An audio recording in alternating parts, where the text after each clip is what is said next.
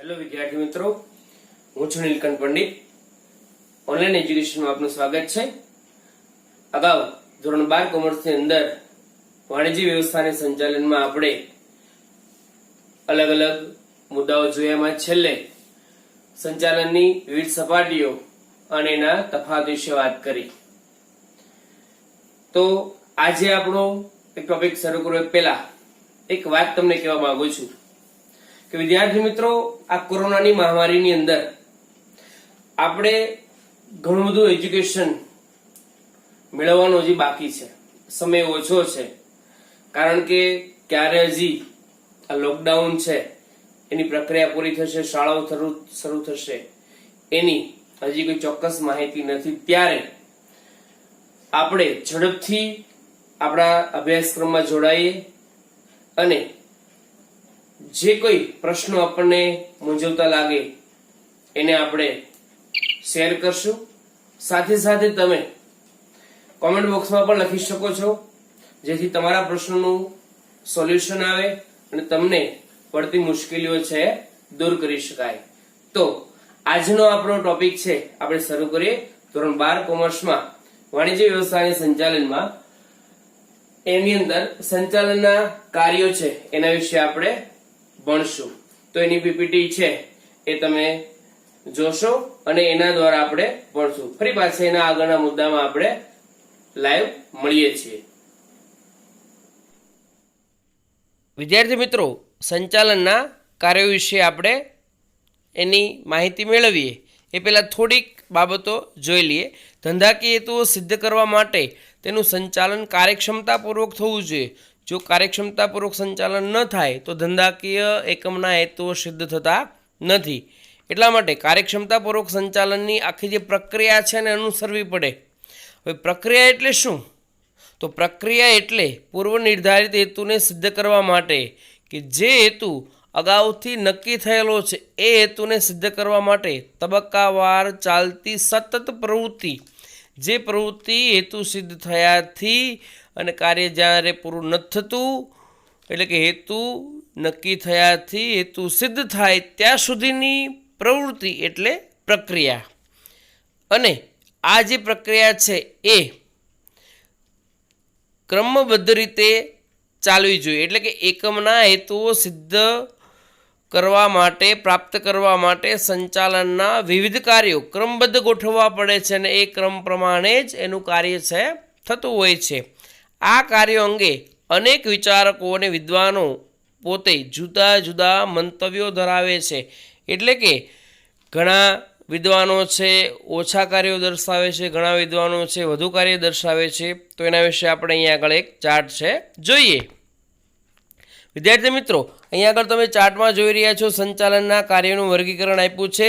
અલગ અલગ વિદ્વાનો જે છે એણે પોતે સંચાલનના કાર્યો દર્શાવ્યા છે. તમે જો કુંતઝ અને ઓડોનલનું વર્ગીકરણ આપ્યું છે. એણે સંચાલનના 5 કાર્યો દર્શાવ્યા છે. હેનરી ફેયોલ છે, એને પણ 5 કાર્યો દર્શાવ્યા છે, પણ એણે અલગ રીતે થોડા દર્શાવ્યા છે. પીટર ડ્રકરનું જે વર્ગીકરણ છે એને 3 જ કાર્યોને દર્શાવ્યા છે. જ્યારે લ્યુથર ગ્યુલિક છે એણે 7 કાર્યો દર્શાવ્યા છે અને ડૉક્ટર જ્યોર્જ ટેરી છે એણે 4 કાર્યો દર્શાવ્યા છે. તો આ તમામ જે વિદ્વાનો છે એની વચ્ચે મતાંતરો છે. કોઈ વિદ્વાન એમ કહે છે આટલા કાર્યો છે, કોઈ વિદ્વાન એમ કહે છે કે સંચાલનના આટલા કાર્યો છે. તો આ તમામ વિશે આગળ તમે છે અભ્યાસ કરશો. તો હવે આપણે એમાંના જે મહત્વના છે અને જે સંચાલનના કાર્યોની અંદર સમાવેશ થાય છે એ આપણે અહીંયા આગળ જોશું. વિદ્યાર્થી મિત્રો, તો હવે આપણે સંચાલનના જે કાર્યો છે એના વિશે વાત કરીએ. અલગ અલગ વાણિજ્ય શાસ્ત્રીઓની માહિતી તમે જોઈ, એનું વર્ગીકરણ જોયું. હવે આપણે જોઈએ. અહીંયા સૌપ્રથમ પહેલો ટોપિક છે આયોજન. વિદ્યાર્થી મિત્રો, કોઈ પણ કાર્યની અંદર આયોજન છે એ પાયારૂપ છે. કોઈ પણ વિચાર આપણને આવે પછી આપણે શું કરીએ છીએ, એ વિચારથી નવા વિચારો કરીએ છીએ, એટલે કે આપણે આયોજન કરીએ છીએ. સવારે ઉઠીને આખા દિવસનું આપણે આયોજન કરીએ, અથવા અગાઉ એટલે કે આગલી રાત્રે જ આપણે એના વિશે વિચારતા હોઈએ છીએ કે આમ કરશું, આ કાર્ય છે, આ રીતે જવાનું છે, આ હોમવર્ક કરવાનું છે. દરેક કાર્યની અંદર આયોજન છે એ પાયારૂપ ગણવામાં આવે છે. તો ધંધાકીય ક્ષેત્રની અંદર આયોજન છે ખૂબ જ મહત્વનું છે. જોઈએ આપણે એની વ્યાખ્યા. સૌપ્રથમ, અપેક્ષિત પરિણામો હાંસલ કરવા માટે. કેવા પરિણામો છે? અપેક્ષિત પરિણામો એટલે કે જેવા પરિણામો આપણે મેળવવા છે. પરિણામો હાંસલ કરવા માટે હકીકતોની પસંદગી કરવી. હકીકતોની પસંદગી કે ખરેખર વાસ્તવમાં શું છે, કાર્ય કરવું છે, એ કાર્યની પૂર્વ ભૂમિકા તમારે તૈયાર કરવાની છે. એટલે હકીકતોની પસંદગી કરવી, તેની વચ્ચે આંતર સંબંધો સ્થાપવા. એટલે કે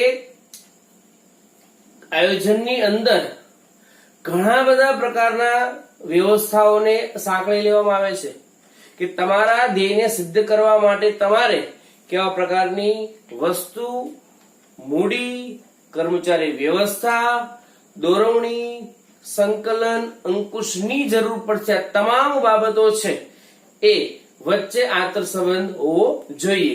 એટલે આંતર સંબંધો સ્થાપવાની જરૂરી પ્રવૃત્તિઓના અવલોકન અને ઘડતર માટે શું કરવાનું છે? પૂર્વાનુમાન કરવાનું છે. અને પૂર્વાનુમાન એટલે આયોજન. વિદ્યાર્થી મિત્રો, પૂર્વાનુમાન કરવાનું છે કે આવનારા સમયમાં કેવી વ્યવસ્થા હશે, કર્મચારી વ્યવસ્થા કેવી રાખશું, કોણ કઈ રીતે કામ કરશે, કેટલા પ્રમાણમાં નાણાંની વ્યવસ્થાની જરૂર પડશે, કઈ રીતે માર્કેટિંગ કરવામાં આવશે. તમામ પ્રકારના જે કઈ પ્રશ્નો છે, જે કઈ વિચારો છે, એને યોગ્ય ક્રમબદ્ધ રીતે ગોઠવી અને ધ્યેય સિદ્ધ થાય એના માટે સૌપ્રથમ આપણે આયોજન કરવું પડે છે.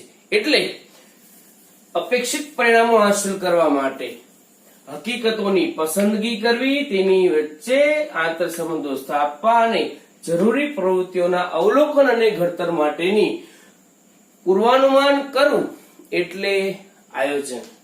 કે આવનારા જે કોઈ ઘટનાઓ છે, જે કઈ આપણા ધ્યેયો છે, સિદ્ધ કરવા માટે શું કરશું, આપણે કેવા પ્રકારના પગલા ભરવાના છે, એ તમામ પ્રક્રિયા એટલે આયોજન. બીજા શબ્દમાં જોઈએ તો કાર્યની અગાઉથી કરવામાં આવતી બુદ્ધિપૂર્વકની વિચારણા એટલે આયોજન. અગાઉથી કરવામાં આવતી, કાર્ય હજી થયું નથી, શરૂઆત કરવાની છે આપણે, એટલે કાર્યની અગાઉથી બુદ્ધિપૂર્વકની વિચારણા એટલે આયોજન. આયોજનનું કાર્ય કેવું કાર્ય છે? પસંદગીનું કાર્ય છે. ખાસ વિદ્યાર્થી મિત્રો પૂછાઈ શકે પ્રશ્ન કે કયા પ્રકારના કાર્યની રૂપરેખા રાખશું, કયો વ્યક્તિ છે કયા પ્રકારના કાર્ય સાથે જોડાશે, કેવા વિચારો છે, કેવું તમારું ધ્યેય, તમારો ગોલ શું છે. આ તમામ મુદ્દાઓ છે એ આયોજનની અંદર આપણે સાંકળી લઈએ છીએ. એટલે શું છે? પસંદગીનું કાર્ય છે. ત્યારબાદ સંચાલનના અન્ય કાર્યોનો આધાર. હવે અન્ય કાર્યોનો આધાર એટલે કે કર્મચારી વ્યવસ્થા, વ્યવસ્થા તંત્ર, દોરવણી, સંકલન, અંકુશ, આ તમામ જે કઈ સંચાલનના કાર્યો છે, જે તમે હમણાં ચાર્ટની અંદર જોયા કે અલગ અલગ જે વિદ્વાનો છે એને સંચાલનના ઘણા બધા કાર્યો આપ્યા છે. તો આ તમામ કાર્યોનો આધાર શું છે? જો તમારું આયોજન પરફેક્ટ હશે, સારું હશે, યોગ્ય આયોજનબદ્ધ તમે પગલાઓ જો ભરશો તો જ તમને ધ્યેય સિદ્ધિ છે મળશે. એટલે સંચાલનના અન્ય કાર્યનો આધાર પણ શેના પર રહેલો છે? આયોજન પર રહેલો છે. હવે આપણે સંચાલનનું બીજું કાર્ય છે જોઈએ. વ્યવસ્થા તંત્ર. સમાન હેતુની સિદ્ધિ અર્થે કાર્યરત વ્યક્તિઓ વચ્ચે કે જેનો હેતુ સમાન છે. જો સમાન હેતુની સિદ્ધિ અર્થે કાર્યરત વ્યક્તિઓ વચ્ચે શું કરવાનું છે? સત્તા અને જવાબદારીની વહેંચણી કરતું માળખું એટલે વ્યવસ્થા તંત્ર. કે જે વ્યક્તિઓનો હેતુ એક જ છે. તમે જો ધંધાની અંદર જેટલા પણ કર્મચારીઓ છે, આપણે સંચાલનની 3 સપાટીઓ વિશે વાત કરી કે ઉચ્ચ સપાટીએથી જે કઈ નિર્ણયો લેવાય છે એ મધ્ય સપાટી આવે છે, એનું આયોજન 3 સપાટી જાય છે, પણ દરેકનો હેતુ શું છે? એક જ હેતુ છે. તો આ હેતુને સિદ્ધ કરવા માટે ખાસ કરીને જે માળખાની વ્યવસ્થા છે, સત્તાને જવાબદારીની જે વ્યવસ્થા છે, એ માળખું એટલે વ્યવસ્થા તંત્ર. વિદ્યાર્થી મિત્રો, સત્તાને જવાબદારીની વહેંચણી કોણ કયું કાર્ય કરશે, કઈ રીતે કાર્ય થશે, તો એ ખાસ મહત્વનું છે. અને એ સત્તા અને જવાબદારી દ્વારા થશે. કોને કેવી સત્તા આપશે, કોણ કોના પર દેખરેખ રાખશે, તો એ ખૂબ જ મહત્વનું છે.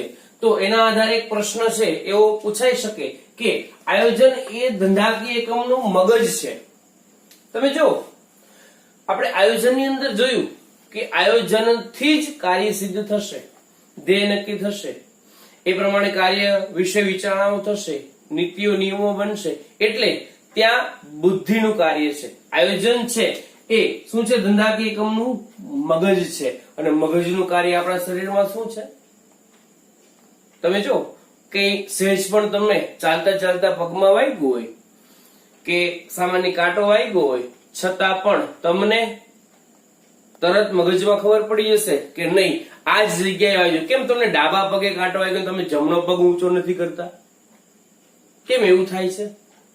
તાત્કાલિક તમારા મગજને ખબર પડી ગઈ કે ભાઈ ડાબા પગમાં જ મને કાંટો વાગ્યો છે. ટૂંકમાં કહેવાની વાત એ કે ધંધાકીય એકમની અંદર આયોજન છે શું છે, તો કે ભાઈ ધંધાકીય એકમનું મગજ છે. જ્યારે વ્યવસ્થા તંત્ર છે એ શું છે, શારીરિક માળખું છે. જો યોગ્ય રીતે સત્તા અને જવાબદારીની વહેંચણી નહીં થઈ હોય તો એ કાર્ય યોગ્ય રીતે થઈ નહીં શકે. એટલે કે શારીરિક માળખું, હવે તમને એક સામાન્ય ઉદાહરણ આપું. આપણે મસ્ત તૈયાર થઈને નીકળીએ, પણ ભગવાન આપણને એકાદી ખોટ આપી દે, એટલે કે આપણો હાથ થોડો ઊંચો કે નીચો કે આંખ થોડી આપણને તકલીફ વાળી આપી દે, તો શું થાય? આપણું જે શારીરિક માળખું છે એ યોગ્ય લાગે? ન લાગે ને. થોડીક કંઈક આપણને મિસ્ટેક છે એવું લાગે. ટૂંકમાં કર્મચારી વ્યવસ્થા જેના દ્વારા થાય છે, સત્તાની જવાબદારીની સોંપણી જેના દ્વારા થાય છે, એ વ્યવસ્થા તંત્ર છે. એને શેની ઉપમા આપી છે? શારીરિક માળખાની ઉપમા આપી છે. એટલે આયોજન છે ધંધાનું મગજ છે, જ્યારે વ્યવસ્થા તંત્ર છે એ શારીરિક માળખું છે. એટલા માટે જ એને શારીરિક માળખાની ઉપમા આપવામાં આવી છે. તો ખાસ આ પ્રશ્ન પણ પૂછાઈ શકે. હવે આગળ ટોપિક નંબર 3, કર્મચારી વ્યવસ્થા. તો કર્મચારી વ્યવસ્થાનો ઉદ્દેશ સંતોષકારક અને સંતુષ્ટ કર્મચારી દળ ઊભું કરવાનો, જાળવી રાખવાનો અને વિકસાવવાનો છે. કર્મચારી દળ. વિદ્યાર્થી મિત્રો, કર્મચારી વ્યવસ્થાનો ઉદ્દેશ સંતોષકારક અને સંતુષ્ટ કર્મચારી દળ ઊભું કરવાનો. કર્મચારી દળ એટલે શું? કર્મચારીઓ એટલે કે એ કર્મચારીઓને ઊભું કરવું, એટલે કે એને બોલાવા, એટલે કે એની ભરતી કરવી, બઢતી, બદલી, આ તમામ કાર્યો છે એ કર્મચારી વ્યવસ્થાના અંગો છે. એટલે સંતોષકારક અને સંતુષ્ટ કર્મચારી દળ ઊભું કરવાનો, જાળવી રાખવાનો અને વિકસાવવાનો. ચલો તમે ભરતી કરી નાખી, પણ સંતોષકારક અને સંતુષ્ટ કર્મચારીઓ તમારી પાસે હોવા જોઈએ. જો સંતુષ્ટ કર્મચારીઓ નહીં હોય, એટલે કે જો એ કર્મચારીને પૂરો પગાર નહીં મળતો હોય તો બીજે કામ કરવા જતો રહેશે, પૂરી કાર્યક્ષમતાથી કામ નહીં કરે. એટલે સંતુષ્ટ કર્મચારી દળ ઊભું કરવું તો સહેલું છે, પણ જાળવી રાખવું ખૂબ અઘરું છે. જો કર્મચારી તમારાથી સંતુષ્ટ નથી, કોઈ પણ કામગીરીથી, એટલે કે તમારી કોઈ નાણાકીય વ્યવસ્થાથી અથવા કોઈ તમારા એવા નિયમોથી, અથવા તો વધારે પડતા કોઈ સમય મર્યાદાને ધ્યાને લઈ, અથવા તો કોઈની સેફટીને ધ્યાને લઈને કોઈને પ્રશ્ન હશે, તો એ સંતુષ્ટ રહેવાનો નથી. એટલે કે સંતુષ્ટ કર્મચારી દળ ઊભું કરવું, જાળવી રાખવું અને વિકસાવવું. વધુ ને વધુ એમાં કર્મચારીઓ લાવવા અને એની તમામ બાબતો છે એનું ધ્યાન રાખવું પડશે. તમે જો મોટી મોટી કંપનીઓની અંદર કર્મચારીઓને માટે કોલોની હોય છે, રહેવા માટેની વ્યવસ્થા હોય છે, એના માટે રેસ્ટોરન્ટ એટલે કે કેન્ટીનની સુવિધા હોય છે, free of T coupon, coffee coupon હોય છે, નાસ્તા માટેના કૂપન હોય છે, આવવા જવા માટે બસની વ્યવસ્થા હોય છે. તમામ જે કંઈ આપણા તહેવારો છે અલગથી ત્યાં ઉજવાય છે. કર્મચારીઓને જાળવવા એ ધંધાકીય એકમનું ખૂબ જ મહત્વનું કાર્ય છે. જો તમે કર્મચારીને સાચવી નથી શકતા તો તમારો ધ્યેય ક્યારેય સિદ્ધ નહીં થાય. એટલે કર્મચારીઓ છે એ ધંધાકીય એકમની અંદર જો તમારે ધ્યેય સિદ્ધિ કરવી હોય તો કર્મચારી નો સંતોષ તમને ધ્યેય સિદ્ધિ અપાવશે. તો જોઈએ આપણે એના અલગ અલગ પ્રશ્નો છે. કર્મચારીઓ વિનાનું એકમ એ આત્મા વિનાના હાડપિંજર જેવું છે. શું છે? કર્મચારીઓ વિનાનું એકમ શેની ઉપમા આપી છે? આત્મા વિનાનું હાડપિંજર.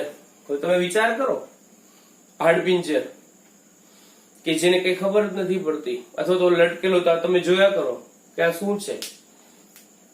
એટલે કર્મચારી જો નથી એકમમાં તો ધંધાનો કોઈ પણ ધ્યેય સિદ્ધ થવાનું નથી. સાચું જ કહું છું વિદ્યાર્થી મિત્રો. એ જ કહું છું કે જેમ વક્તા શ્રોતાથી જ દીપી ઉઠે છે, એટલે કે જો બાળકો છે તો જ શિક્ષક છે, નકર શિક્ષકનું કોઈ મહત્વ નથી. એમ જ ધંધાકીય એકમની અંદર પણ કર્મચારીઓ છે એ ધંધાની અંદર એક મહત્વનું અંગ છે અને જો એ નથી તો એ શેના સમાન છે? આત્મા વિનાના હાડપિંજર જેવું છે. આવો પ્રશ્ન પૂછાઈ શકે. આ એવું કહેવા માંગે છે કે કર્મચારીઓ હોવા જોઈએ. કર્મચારીઓ છે એકમના હાથ પગ સમાન છે એવું પણ આપણે કહીએ છીએ. કર્મચારીઓ હશે તો જ ધ્યેય સિદ્ધ થશે. કર્મચારી વગર કોઈ પણ ધ્યેય સિદ્ધ નહીં થાય. તમે આયોજન કરી નાખ્યું, સત્તાને જવાબદારી સોંપણી કરી નાખી, પણ કર્મચારીઓ નહીં હોય તો તમારું કામ થશે નહીં. ત્યારબાદ બીજો ક્વેશ્ચન છે, ધંધાકીય એકમની સફળતાનો આધાર છે શેના ઉપર રહેલો છે?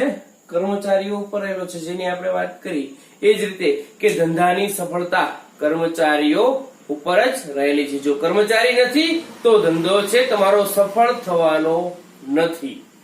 આગળ જોઈએ, સંતુષ્ટ કર્મચારી એકમની મૂલ્યવાન મિલકત છે. જો તમારી પાસે સારો એવા પ્રમાણમાં સંતુષ્ટ કર્મચારીઓ છે એટલે કે એ કર્મચારી તમારી તમામ બાબતો એટલે કે કર્મચારીને જે વેતન મળે છે, કર્મચારીઓને જે મેડિકલ સુવિધા મળે છે, રહેઠાણની સુવિધા મળે છે વગેરે જે કઈ કર્મચારી વ્યવસ્થાને અનુલક્ષીને જે કઈ કાર્યો છે સંપૂર્ણ રીતે જો કર્મચારી નથી સંતુષ્ટ હશે તો તમારો ધ્યેય સિદ્ધ થશે. એટલા માટે એને મૂલ્યવાન મિલકતનું બિરુદ આપ્યું છે. જેમ ધંધાની અંદર એનું બિલ્ડિંગ છે એની મિલકત છે, યંત્ર છે મિલકત છે, એમ કર્મચારી પણ મિલકત છે.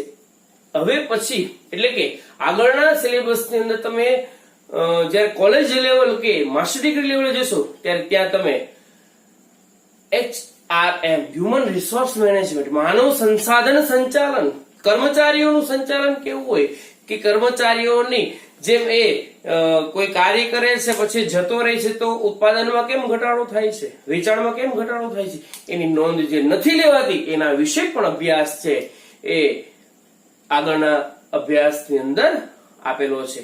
તો કર્મચારીનું મહત્વ છે અહીંયા આગળ સમજાવવામાં આવ્યું છે એટલે એને મૂલ્યવાન મિલકત છે કહેવામાં આવી છે.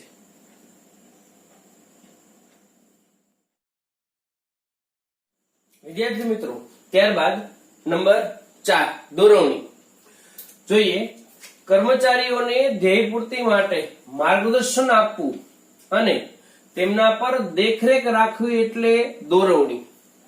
કર્મચારીઓને માર્ગદર્શન આપવું. તમે આયોજન કરી નાખ્યું, વ્યવસ્થા તંત્રની રચના કરી, યંત્રો લઈ આવ્યા, સાધન સામગ્રી લઈ આવ્યા, કાચો માલ લઈ આવ્યા, કર્મચારીઓની નિમણૂક કરી નાખી, પણ હવે કાર્ય કઈ રીતે કરવું એ જ જો તમે નહીં કહો તો એ કાર્ય કરી શકશે નહીં. એટલે દોરવણી છે એને માર્ગદર્શન આપવું અને એના પર દેખરેખ રાખવી, એટલે કે એ કાર્ય બરોબર થાય છે કે નહીં એ જોવાનું છે. જો એ કાર્ય ન થતું હોય અથવા તો એ કાર્ય માટે એને પ્રોત્સાહિત કરવાનો છે, માર્ગદર્શન આપવાનું છે, અને માર્ગદર્શન વગર કાર્યક્ષમતામાં વધારો નહીં થઈ શકે. એટલે સૌપ્રથમ તો કર્મચારીઓને માર્ગદર્શન પૂરું પાડવું અને એના પર દેખરેખ રાખવી, જેને આપણે દોરવણી કહીએ છીએ. તો જોઈએ દોરવણી છે એમાં કયા કઈ બાબતોનો સમાવેશ થાય છે. દોરવણીના કાર્યમાં તાબેદારોને માર્ગદર્શન પૂરું પાડવું કે જેના દ્વારા એ કાર્ય કરી શકશે, કઈ રીતે કાર્ય કરવું છે એની એને સમજ છે એ આપવી જરૂરી છે, અને જો જરૂર લાગે તો એને તાલીમ પણ આપવી જોઈએ. ત્યારબાદ દેખરેખ રાખવી, એના કાર્ય પર દેખરેખ રાખવી કે એ યોગ્ય રીતે કાર્ય જે પ્રમાણે કહેવામાં આવ્યું છે કરે છે કે નહીં એ પણ મહત્વનું છે. હુકુમો અને સૂચનો પૂરા પાડવા, જો જરૂર લાગે તો એને જરૂરી સૂચનો પણ કરવા જોઈએ. કામનું નિર્ધારણ કરવું, કાર્ય છે ક્યાં પહોંચ્યું, સમયસર એનું ફોલોઅપ પણ લેવાવું જોઈએ, અને યોગ્ય કાર્યની વહેંચણી થઈ છે કે નહીં એ પણ જોવું જોઈએ, અને એ પ્રમાણે એને માર્ગદર્શન છે આપવું જોઈએ. ત્યારબાદ કામદારોને પ્રેરણા આપવી અને નેતૃત્વ પૂરું પાડવું. જો કામદારોને પ્રેરણા નહીં આપવામાં આવે, એને સતત માહિતીથી વાકેફ કરવાના છે. જો ટેકનોલોજીમાં તમે બદલાવ કરો છો તો એને નવી ટેકનોલોજીનું માર્ગદર્શન આપવું પડશે. તમારા કોઈ પદ્ધતિમાં ફેરફાર કરો છો, તમે કોઈ તમારા નિયમમાં ફેરફાર કરો છો, તો કર્મચારીઓને દોરવણી આપ્યા વગર જો તમે કરશો તો એ કર્મચારી કાર્ય કરી શકશે નહીં. એટલા માટે દોરવણી છે એ નેતૃત્વ પણ આપવાનું કાર્ય કરે છે. જોઈએ કે દોરવણી એ શું છે કે સંચાલનની દરેક સપાટીએ થતું કાર્ય છે. દરેક સપાટીએ, એવું નથી કે માત્ર 3 સપાટીએ દોરવણીની જરૂર પડે કે જ્યાં કામદારો છે કાર્ય કરે છે, નહીં. મધ્ય સપાટીએ પણ દોરવણીની જરૂર છે. ઉચ્ચ સપાટી દ્વારા જે કઈ નિર્ણયો લેવાય છે એ વિશે ઘણીવાર મધ્ય સપાટીના અધિકારીઓ છે એ પૂરેપૂરા વાકેફ નથી હોતા, નથી એને હેતુઓ છે એનો ખ્યાલ આવતો, તો એને ચોક્કસ માર્ગદર્શન આપવું જરૂરી છે. તો આમ દરેક સપાટી એને સતત ચાલતી પ્રક્રિયા છે. સતત ચાલતી પ્રક્રિયા. વિદ્યાર્થી મિત્રો, દોરવણી માત્ર એકવાર તમે કોઈ પણ કામ વિશે માર્ગદર્શન આપી દેશો પછી તમે એના વિશે ફોલોઅપ નહીં લ્યો તો એ કાર્ય થશે નહીં, અથવા તો થોડો સમય થશે ફરી પાછું છોટકી જશે. એટલે સતત અને સતત કર્મચારીને દોરવણી મળવી જોઈએ, એટલે કે એને માર્ગદર્શન અને એના કાર્ય પર દેખરેખ રાખવી એ ખૂબ જ જરૂરી છે. એટલે દોરવણી ને સતત ચાલતી પ્રક્રિયા પણ કહેવામાં આવે છે. તો આ પ્રશ્ન તરીકે પણ પૂછાઈ શકે. ત્યારબાદ છેલ્લો મુદ્દો છે આપણો અંકુશ. હવે સામાન્ય રીતે આપણે જોઈએ તો અંકુશને આપણે નકારાત્મક પ્રવૃત્તિ ગણીએ છીએ. કઈ રીતે? પેલા વ્યાખ્યા જોઈ લઈએ પછી એના વિશે વાત કરીએ કે પ્રયત્નો, પરિણામ તથા સાધનો અને ઉદ્દેશો. પ્રયત્નો, પરિણામ એટલે કે તમે જે કઈ પ્રયત્નો કરો છો, કર્મચારીઓ જે કઈ પ્રયત્નો કરે છે એનું જે પરિણામ આવે છે, તથા સાધનો અને ઉદ્દેશો વચ્ચે સંતુલન સાધવાનું કાર્ય એટલે અંકુશ.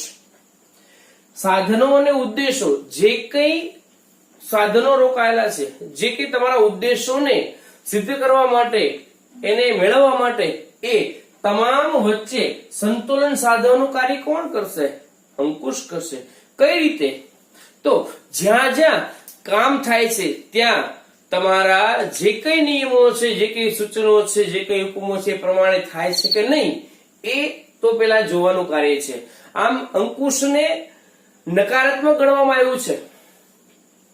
તમે જો તો અંકુશ એટલે એવું મનમાં આપણને વિચાર આવે કે કર્મચારીઓનો બઢતી અટકાવી, કર્મચારીઓને કામથી હતોત્સાહિત કરવા, સતત ટોર્ચરિંગ કરવું, એ અંકુશ નથી. કર્મચારીઓને તમે ટોર્ચર ન કરો. કર્મચારીઓને કાર્ય જો એ બરોબર નથી થતું તો એને અટકાવો, સમજાવો, એને શીખવાડો, પછી કાર્ય કરાવો, એટલે ચોક્કસ સારી રીતે કાર્ય કરશે. એટલા માટે અંકુશ છે એ સુધારાલક્ષી બાબત છે. જોઈએ કે અંકુશ છે એ સંચાલનનું અંતિમ કાર્ય છે. આયોજન, વ્યવસ્થા તંત્ર, કર્મચારી વ્યવસ્થા, દોરવણી અને અંકુશ. તો અંતિમ કાર્ય છે, સાથે સાથે કેવું છે, સુધારાલક્ષી છે. અંકુશને કેવું ગણવામાં આવ્યું છે? સુધારાલક્ષી ગણવામાં આવ્યું છે, નકારાત્મક નહીં. એને સુધારાલક્ષી કીધું છે. એટલે કે કર્મચારી જ્યારે કામ કરે છે એ કાર્ય જે પ્રમાણે સોંપવામાં આવ્યું છે બરોબર ન થતું હોય તો એને અટકાવવું અને એને યોગ્ય માર્ગદર્શન આપી અને એ કાર્ય સારી રીતે કરી શકે એ રીતે એને આગળ વધવા માટે પ્રોત્સાહિત કરવાના છે. એટલા માટે એને સુધારાલક્ષી પ્રવૃત્તિ કરવાની છે, જેને આપણે કહીએ તો કે ભૂતકાળમાં થયેલી ભૂલોનું ભવિષ્યમાં પુનરાવર્તન ન થાય એ જોવાનું કાર્ય કોનું છે? અંકુશનું છે. જે તમે ભૂતકાળમાં ભૂલો કરી છે, દાખલા તરીકે તમે વેચાણ છે એ કર્યું છે, વિચાર્યું છે કે 500 એકમનું વેચાણ કરવું છે, પણ 500 એકમ નથી થતું, 400 એકમ જ થાય છે, અથવા તો કોઈ ભૂલ થાય છે, તો એ ત્યાં અટકાવવું, કામ કરવું, કઈ રીતે કાર્ય કરવું, એના વિશેની ડિસ્કશન બાદ ફરીથી કાર્ય કરવામાં આવે. એટલે કે ભૂતકાળમાં જે ભૂલ થઈ છે એનું પુનરાવર્તન ન થાય એ જોવાનું કાર્ય કોનું છે? એ જોવાનું કાર્ય અંકુશનું છે. વિદ્યાર્થી મિત્રો, આપણે વિદ્યાર્થી મિત્રો તો આજે આપણે સંચાલનના આ 5 મહત્વના કાર્યો વિશે વાત કરી. ફરી વખત જોઈ લઈએ. આયોજન, વ્યવસ્થાતંત્ર, કર્મચારી વ્યવસ્થા, દોરવણી અને અંકુશ. આવનારા વિડીયો જોવા માટે જરૂર આ ચેનલને લાઈક, શેર અને સબસ્ક્રાઇબ કરો. સાથે સાથે બેલ આઇકન પણ પ્રેસ કરજો, જેથી કરીને એની નોટિફિકેશન તમને મળતી રહે. વિદ્યાર્થી મિત્રો, તમારા મંતવ્યો, અભિપ્રાયો છે એ ખૂબ જ મહત્વના છે. જરૂર કોમેન્ટ બોક્સમાં લખજો.